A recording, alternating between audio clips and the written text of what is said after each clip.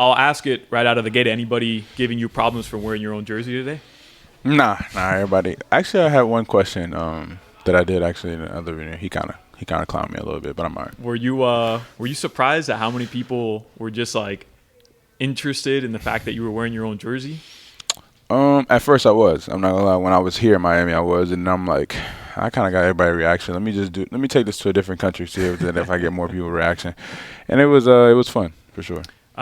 This year is the 20th anniversary of the 2006 Miami Heat NBA title, Oh, wow. the first title in franchise history. Mm-hmm. I know you've been a big basketball fan for a lot of. Do you remember that? No. I was in 5th grade, so you're a couple years younger than me. How old are you? I'm 31. Yeah, I was. If you was in 5th grade, how old were you? I was like 11. Yeah, I was 5. Yeah, I was. I don't even know how. Yeah, I was 5. What's your first basketball memory in terms of watching the NBA and like falling in love with the game? I think that my first basketball memory, I actually just remember when I was, I think I was in middle school. I don't remember when, but I remember I was training. I'm during the summertime. I'm usually at home, but this summer I went with my uncle in Atlanta. I was there for a couple months, and I remember watching Bron play against, I think, OKC. In 2012. I remember watching that like every single game. I was in my hotel just watching it every single game. I think that's like the only memory I can remember, just watching that championship run, yeah. Cool, man. So I'm going to talk some basketball with you because the day you were introduced in Miami after the trade, I sat down with you, and you were adamant to me that you didn't want to just be known as defensive stopper, great on-ball defender. You knew you were capable of that, but you were also capable of much more. And I asked you, what was one thing at the end of the season you wanted people to say about Davion Mitchell? And you told me that I can hoop and that I can score as well. And we saw a bit of it in the playoffs, obviously, but throughout the entire season, your shooting percentage was incredible. When you reflect on that specifically, what do you take away from it? Was it opportunity? Was it, hey, just something that was untapped from you and you finally got the chance to showcase it? Or is it something that you feel like, you can be relied upon to do that moving forward? Yeah, for sure. I think that comes from, like all the work that I put in, and even when I was in college, I was like a type of player who can do multiple things. And I'm not saying I'm like the best scorer. I'm not saying, but I can get to the rim. I can get my teammates open. I think that when you get to the league, like I said before, you get this label. Especially like when I didn't have the greatest second year in the league, and people thought that I was just a defensive guy. But people also don't understand that how hard it is to.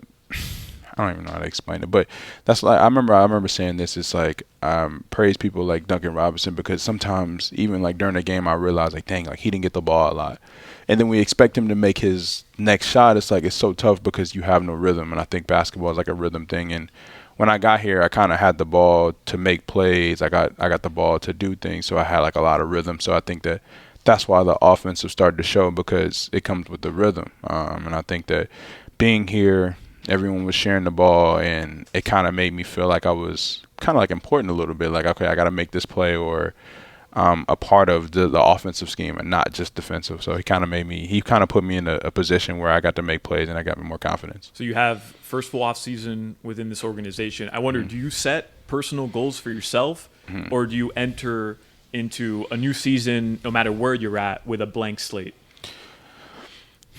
Yeah, I think that obviously it's good to have goals, but for me, I just go in and try to be like, especially because you kind of have like not a different team, but you add different pieces, right? So like I kind of think about, okay, what I got to do to make our teammates better. Maybe last year was a little bit different than it is this year. So trying to figure out like what are those things, and it's going to take some time. I kind of go in with a blank set. Like I don't really think about like, okay, I need to be averaging this or averaging this, because then I'm starting to think about just myself and kind of being selfish. So I kind of like just think about the team, like what role do I need to play for us to win games, and that's what I go into. You feel like you're acclimated to Miami yet? You feel like it's home? Yeah, for sure. I see my mom coming here all the time. It's only like an hour flight from where I'm from, so she kind of made it feel like a home. And you're used to the food yet? Have you like found your spots? I ain't gonna lie, I eat the same things every day. What do you eat? This place called KYU. Oh, it's fire. Yeah. What do you order? The Korean fried chicken. Not all the time, but like if I'm going out to a restaurant, like and someone asks me, like, "Yo, where you trying to eat at?" I'd say that place every time. You know what you like. Then. Yeah, I don't change it up. All right. All right. So I have a couple rapid fire questions for you before we end. And now that I know you don't change it up, maybe this won't apply. But let's say it's your birthday or somebody in your family's birthday, and you're going to order a cake for them. What's the best celebration cake? I'll give you a couple options. Okay. Ice cream cake, cookie cake, or just sheet cake, regular sheet cake that you buy from the store. I'm gonna be a little bit selfish here. Like I think that, like if I'm getting a cake, I would want to eat it. So like, I usually don't eat cake, but I would say that the best cake, ice cream cake. Ice cream cake. Yeah, I think it has the crunchies in the middle. That's the best part. Yeah, I think that's what I get, just because I can feel like I can eat it too. Have you ever ordered an Aperol Spritz? No. Well, I mean, I know somebody to order one, but I've never like ordered one before. Why'd you ask that?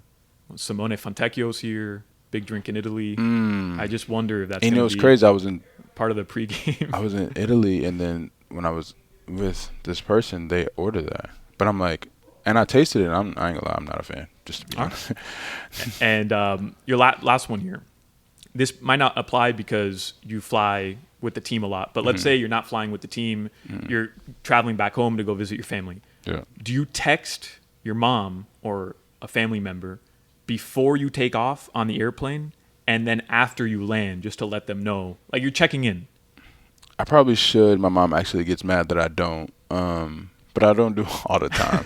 So she yells at me all the time and say, "Why don't you text me or tell me that you're late?" Yeah. Check in with the fam. I actually got to do better. I'm glad you said that. I'm going to do better with that. Davion, appreciate it. Good luck this season, man. Thank you so much.